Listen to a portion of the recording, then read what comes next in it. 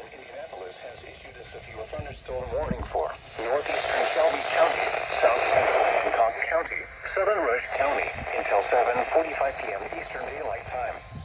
At 7:20 Eastern Daylight Time, a severe thunderstorm was located 9 miles northeast of Shelbyville, moving southeast at 30 miles per hour.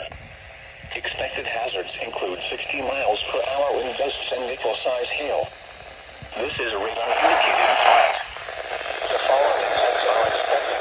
Expect damage to roofs, siding, and trees.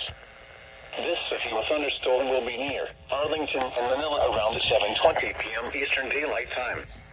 Other locations in the path of this severe thunderstorm include Rushville, Moscow, and Milroy. For your protection, move to an interior room on the lowest floor of a building.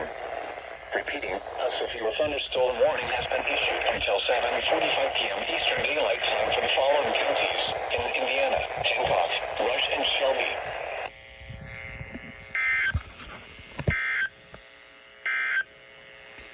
The National Weather Service